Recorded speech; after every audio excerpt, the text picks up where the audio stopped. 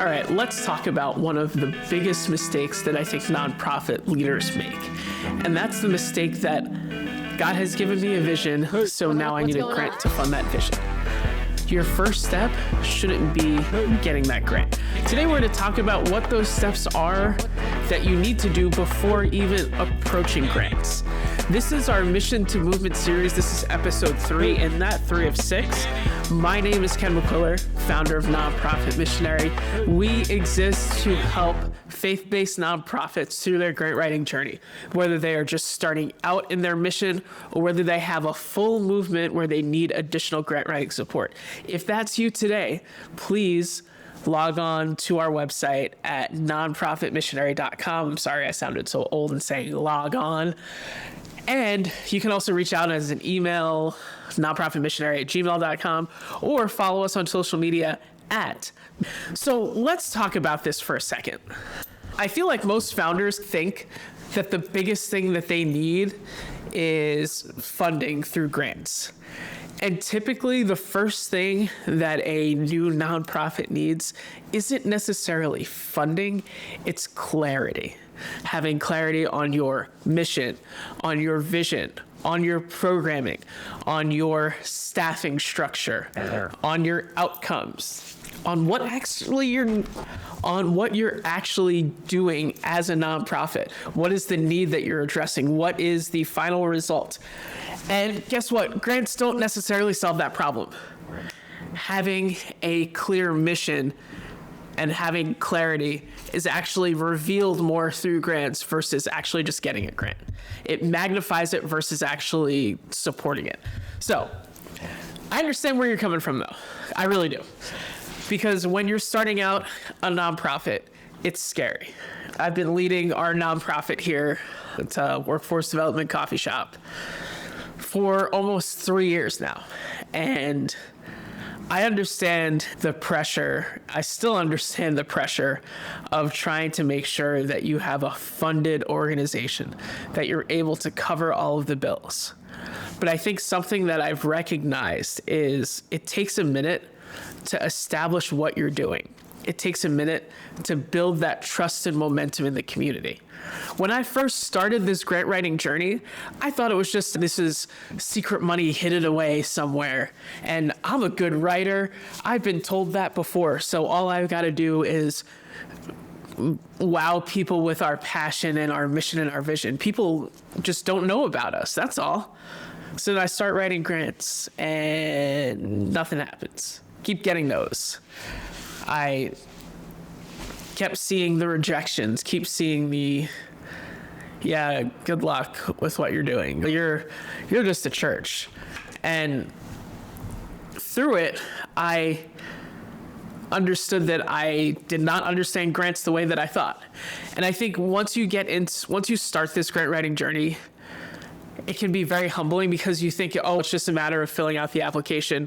We do great work, so there you go. But it is really a process. There's really a skill involved in having a high quality grant application out there. And I learned that skill by going back to school, by getting a bunch of no's in order to get yeses.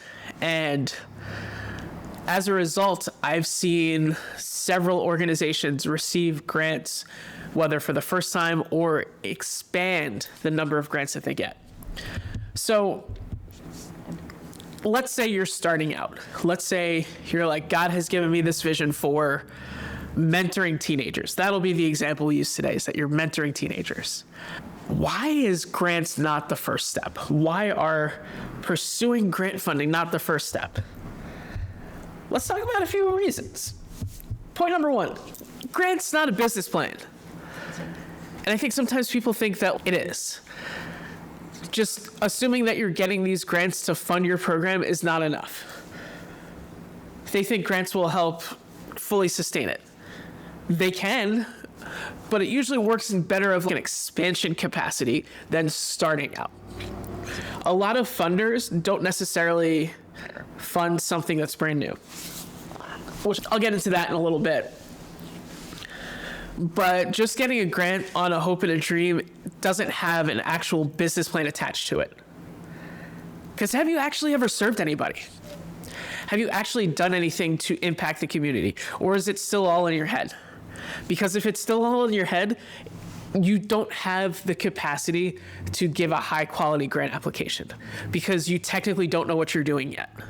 If you really think that you want a grant, but you haven't actually done any programming, you haven't done anything in the community, it doesn't mean that you haven't started your 501c3. That's something different. But if you've never done anything in the community and you're like, I just want a grant, your first step needs to be ministry. Your first step needs to be, okay, I'm mentoring teenagers. Let me find those 5 teenagers to mentor. Let me go through the process, see what works, what doesn't work, and have some data to back up what we're doing. That has to be your first step, because a grant alone isn't a business plan. And when people ask, how are you going to fund it? Your answer shouldn't immediately be grants if you've never done anything else before. Your first step really should be doing ministry, doing the work. Because like before you start asking for $50,000, $100,000 grants, you have to have some kind of track record. Because that kind of leads to my second point here, is that funders want evidence.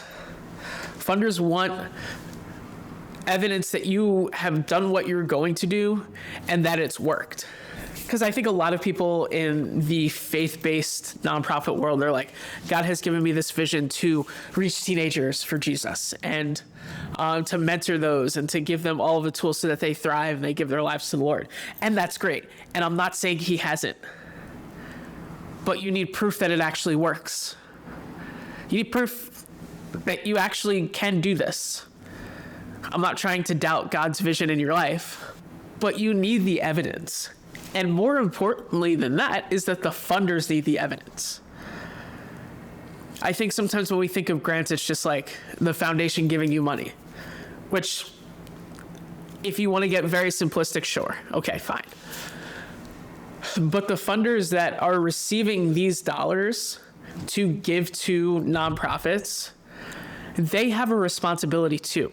They have a responsibility either to their board or to their whatever structure it might be. They have a responsibility to steward the grants in the right way. That's why there's an application process. That's why they have time to talk it over with their board to make sure that this organization fits the criteria of what they want to do. They want to make sure that when they give XYZ organization a grant, that they're not just going to take the money and run. Because sometimes that can happen. And then the organization dissolves or disappears or doesn't do what they say they're going to do. It's important to have evidence. The funders are going to be asking you. On every grant application, they say, what's the need? How are you meeting that need? And how will there be evidence that you have met that need? If you've never done anything, it's really hard to articulate any of that. Because yes, you can project stuff, but you really don't know. I saw that in the first year of the coffee shop. We had no idea how many cups we needed, how many lids we needed. And it turns out when we first ordered lids, we ordered like 3,000 lids, and they were all the wrong lids. They fit, but they kept popping off, and it was an issue with our customers. We didn't like it. To throw out a lot. And it's not like there's no way of knowing. We've never done this before. But like stuff like that, it's really hard to project when you have zero evidence of it. And foundations see that too. And typically they'll say that we don't fund people that are brand new. And a lot of times they don't fund a program that's brand new unless you have a prior relationship with them. So your first step shouldn't be grants because they want evidence. The people that are providing the funding, they want evidence that you have actually done what you do. They don't want to just feel, oh, I think they're kind of good people, because they're also accountable too.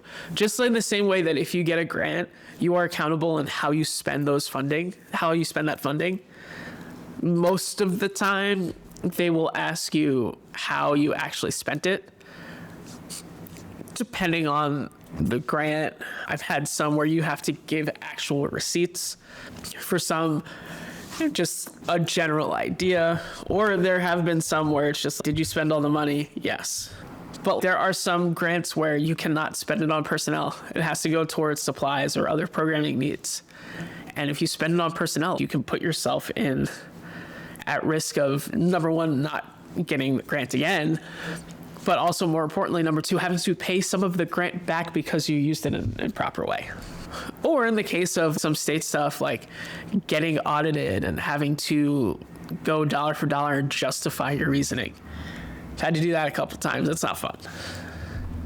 But I think vision is important. Vision is what sustains any type of ministry. If you don't have a vision for what God has placed on your heart, it's really hard to sustain this type of work, especially in the faith-based nonprofit work, where you're working with very vulnerable people, and sometimes you just see evidence of chaos, and it can really get to you unless you remember, this is why God called me here. Vision truly starts the journey, but evidence and outcomes can sustain it. It's just if you get a testimony in church. I've talked about testimonies. I talked about it on a previous podcast here. Testimonies, yes, I think people use them as the rule, not the exception. But also when we hear a story of how God changed lives, sometimes that can help keep us going. And to say, yeah, if that works for so-and-so, maybe that will work for this person I'm trying to minister to. It's like the vision starts it, but evidence sustains it. The testimonies, the outcomes, the stories of this person went from here to here is something that can help you continue to grow the mission. And to say that, yes, God's hand is on this and we have evidence of it. Your testimony may open the conversation, but it's your outcomes that close it. Bring the passion into your grant writing. Bring that fire of this is why this is important. But when you also attach that with the evidence, the outcomes, the data that you have to back it up, it really seals the deal. So as a quick side note here, make sure you are tracking data. If you've never tracked your attendance, if you've never tracked through surveys or something like that, make sure that you are taking time to track what you're trying to accomplish. Because if, let's say, you're mentoring teenagers, what exactly does that look like? Because if all you said is, yeah, we're mentoring teenagers that are in rough situations.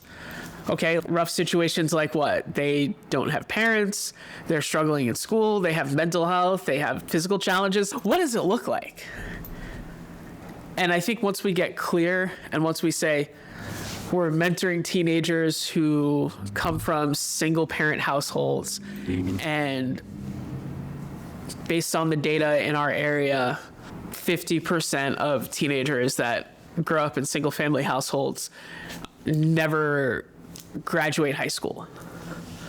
But through our mentorship and support, 85% of the teenagers that we've worked with have gone on to college and potentially beyond, or gone through high school and potentially on to college and other endeavors. Saying something like that is very strong to say you are an organization that not only is doing good work, but has strong evidence of it. So make sure you have data. If you're not tracking data, start now. There's no time like the present. And if you're like, I'm not so sure that we've really done a ton, have some evidence. Track it from a specific time period. So if like you're talking school year, calendar year, fiscal year, if it's different, whatever it might be, have the evidence over a specific time of your program.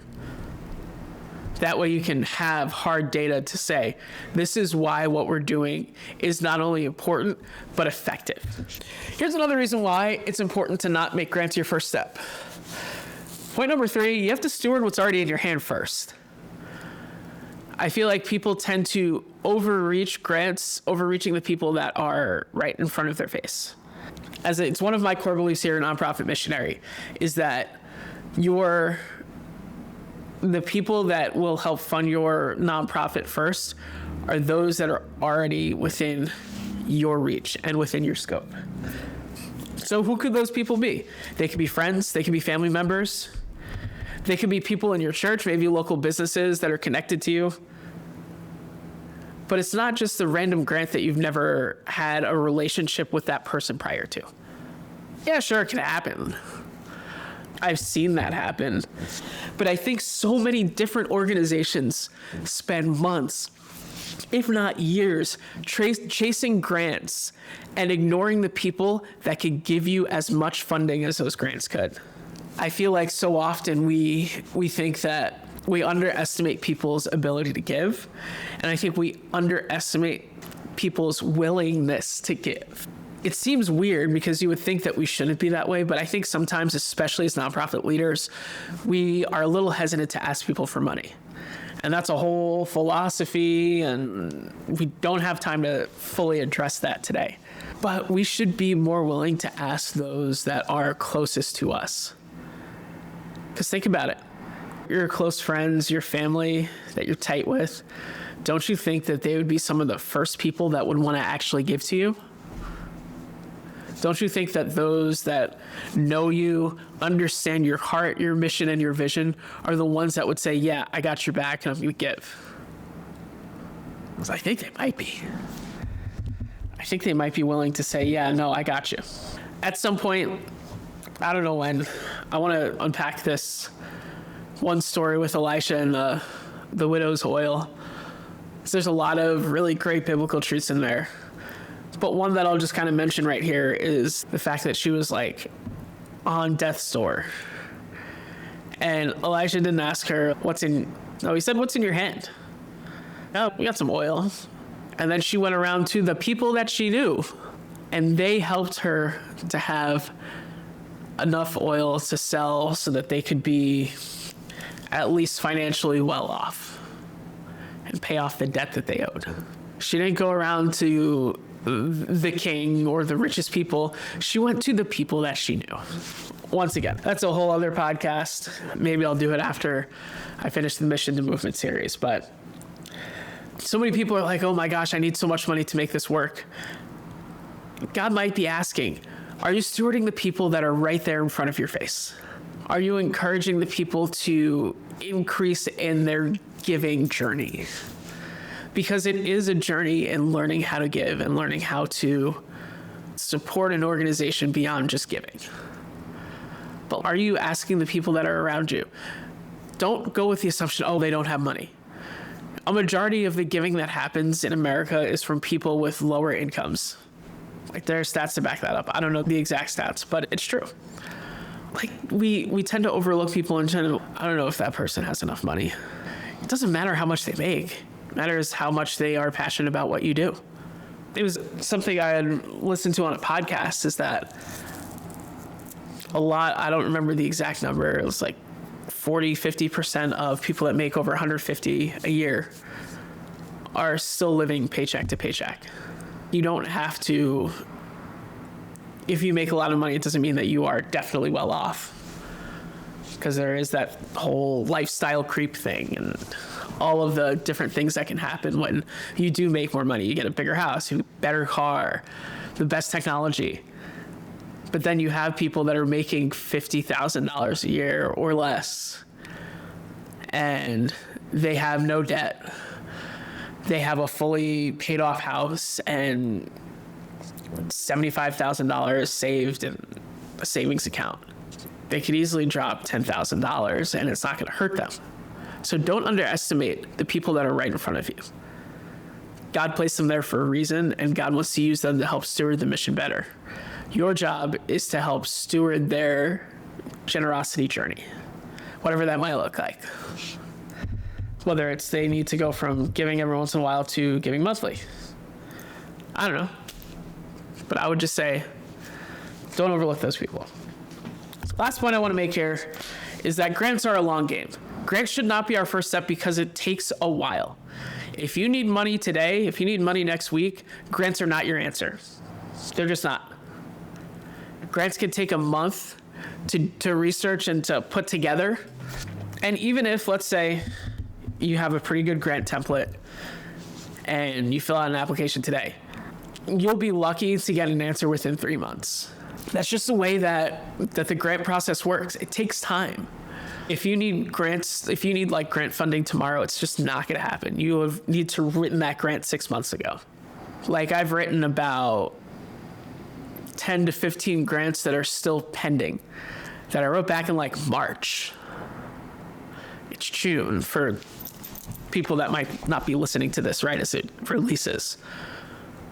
It takes a minute to get grants.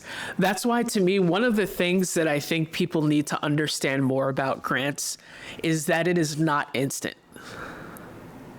It can take a month to figure out whether or not it's a good fit, scheduling a meeting with a program officer so that you can build that relationship, and then you take the time to actually build out the application, make sure it's quality, have it reviewed by several people, and then send it off. And then still, even sometimes the timeline that they give, it may not be accurate. They might say, oh yeah, we'll get an answer back by August 15th. And then August 15th rolls around and they're like, oh man, we did not expect that many applications. We'll maybe get back to you in September. And then you don't hear an answer back until October. And you submitted it at the end of May. That happens a lot. So I think if you really need funding immediately, your answer is not grants. Your answer is already in front of you with individuals, with corporations, with all of the people that you have already built relationship with. So if you're depending on a grant to launch your organization, you're already behind. Instead, you need to start serving the people that you're talking to.